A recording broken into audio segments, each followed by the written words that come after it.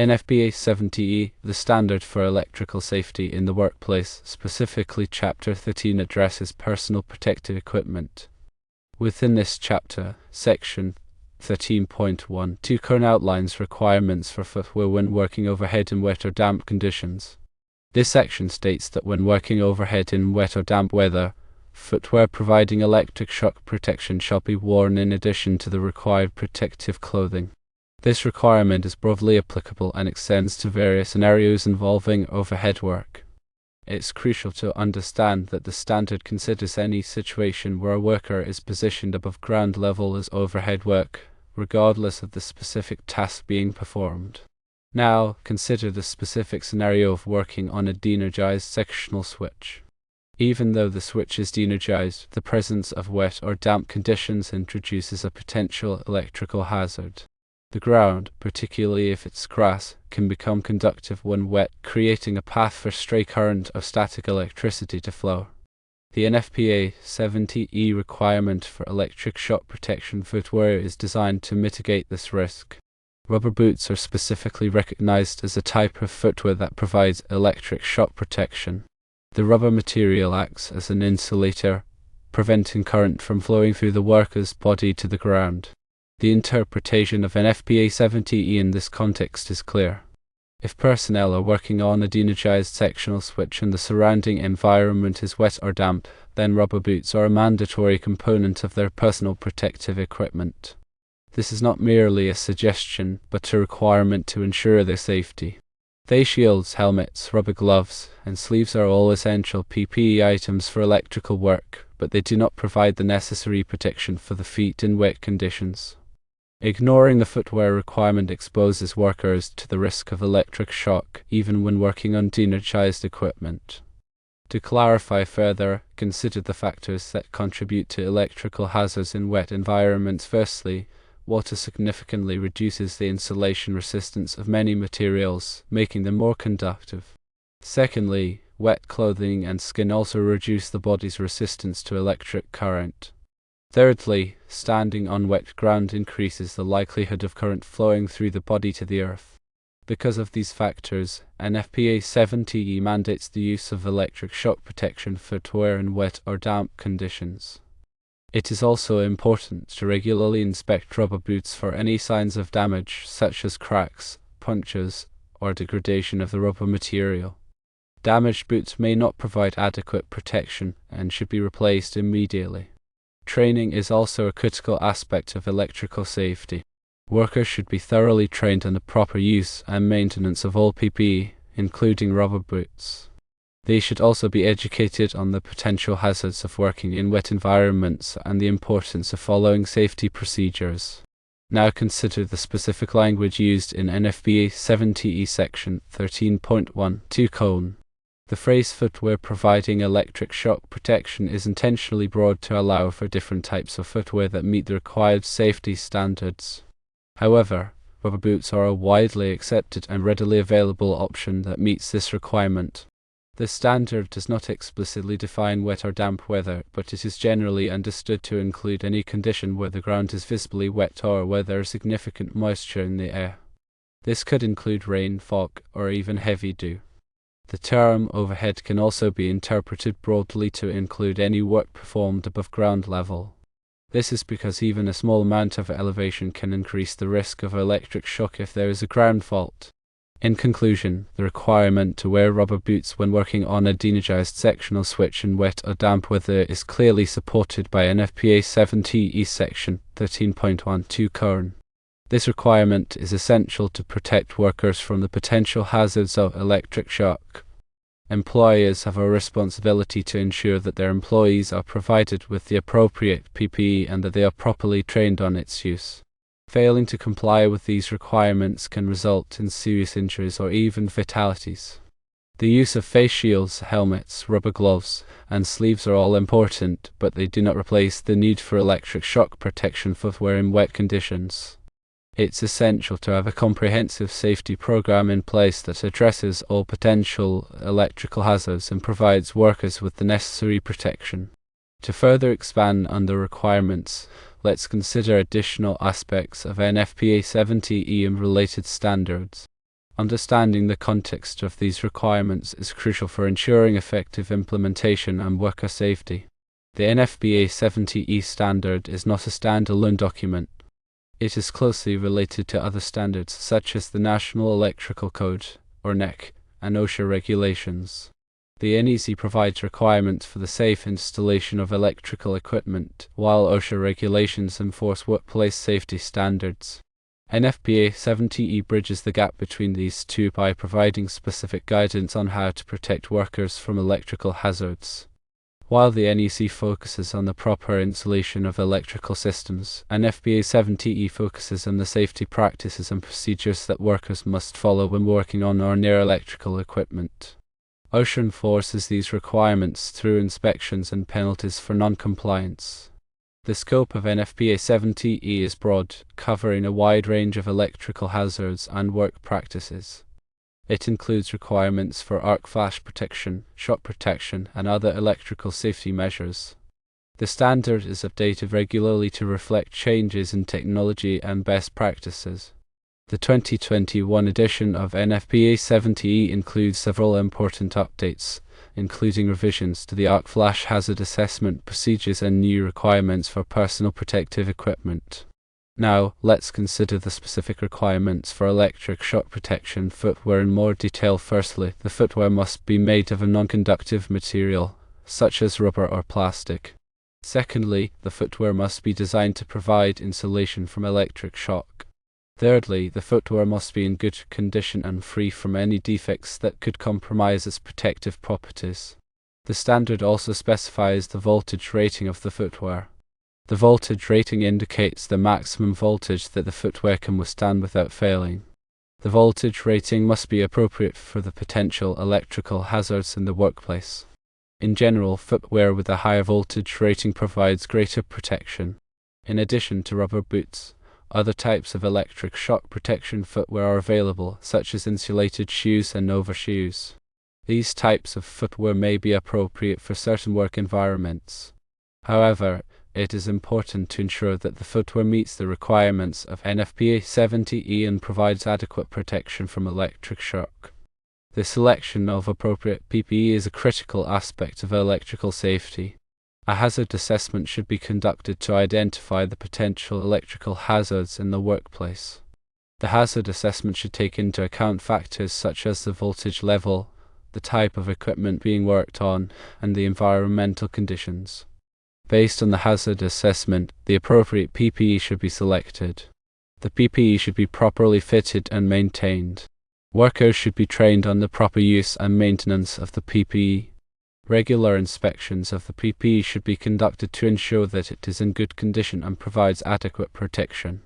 Now, let's consider some common misconceptions about electrical safety. Firstly, many people believe that deenergized equipment is completely safe. While it is true that deenergized equipment does not pose an arc flash hazard, it can still pose a shock hazard if it is not properly grounded or if there is a source of stray current. Secondly, some people believe that rubber gloves are sufficient protection from electric shock. While rubber gloves are an important part of PPE, they do not provide complete protection. Rubber gloves must be used in conjunction with other PPE such as rubber sleeves and electric shock protection footwear. Thirdly, some people believe that electrical safety is only important for electricians. Electrical safety is important for all workers who may come into contact with electrical equipment. This includes maintenance personnel, mechanics, and even office workers. The failure to comply with electrical safety standards can have serious consequences. Electrical shocks can cause burns, cardiac arrest, and even death. Arc flashes can cause severe burns and blindness. It is essential to take electrical safety seriously and to follow all applicable standards and regulations. Employees have a legal and ethical responsibility to provide a safe working environment for their employees. This includes providing appropriate PPE training and safety procedures. Workers also have a responsibility to follow safety procedures and to report any potential hazards to their supervisors. By working together, employers and employees can create a safe and healthy workplace. Now let us discuss grounding and bonding. Grounding and bonding are critical for electrical safety. Grounding provides a path for fault current to flow back to the source, which helps to trip the circuit breaker and prevent electric shock. Bonding connects all metal parts of an electrical system together, which helps to equalize the voltage and reduce the risk of shock. The NEC provides detailed requirements for grounding and bonding. These requirements must be followed to ensure the safety of electrical systems. Proper grounding and bonding can significantly reduce the risk of electric shock. The grounding system should be regularly inspected to ensure that it is in good condition. Any damaged or corroded grounding conductors should be replaced immediately. Bonding conductors should be securely connected to all metal parts of the electrical system. The resistance of the grounding system should be measured periodically to ensure that it is within acceptable limits. Now let's discuss lockout-tagout procedures. Lockout-tagout procedures are essential for preventing accidental energization of equipment during maintenance or repair. These procedures involve disconnecting the equipment from its power source and placing a lock and tag on the disconnect switch. The lock prevents the switch from being turned on, and the tag provides information about who locked out the equipment and why. Lockout-tagout procedures must be followed whenever work is being performed on electrical equipment. This includes tasks such as replacing a circuit breaker, repairing a motor, or performing maintenance on a control panel. Only authorized personnel should be allowed to perform lockout-tagout procedures. Workers should be trained on the proper procedures for locking out and tagging out equipment. The lockout-tagout procedures should be documented and readily available to all workers. Now let us consider arc flash hazard assessment. An arc flash is a dangerous electrical explosion that can occur when there is a fault in an electrical system. Arc flashes can generate intense heat, pressure waves, and projectiles, which can cause serious injuries or even death. An arc flash hazard assessment is a process of evaluating the potential for arc flash events in a workplace. The assessment should take into account factors such as the voltage level, the available fault current, and the distance to the equipment. The results of the arc flash hazard assessment are used to determine the appropriate PPE and safe work practices. The arc flash hazard assessment should be performed by a qualified electrical engineer or other trained professional. The assessment should be updated regularly to reflect changes in the electrical system. Arc flash hazard labels should be placed on electrical equipment to warn workers of the potential hazards. These labels should include information about the arc flash boundary, the required PPE, and the incident energy. Now let's discuss incident energy. Incident energy is the amount of energy that a worker would be exposed to during an arc flash event. Incident energy is measured in calories per square centimeter. The higher the incident energy, the greater the risk of injury. The incident energy is used to select the appropriate arc flash protective clothing. Arc flash protective clothing is rated according to its arc thermal performance value, or APF. The APF indicates the amount of energy that the clothing can withstand without causing a second-degree burn. Workers should wear arc flash protective clothing with an APF that is greater than or equal to the incident energy. Arc flash protective clothing should be properly fitted and maintained. It should be inspected regularly for any signs of damage.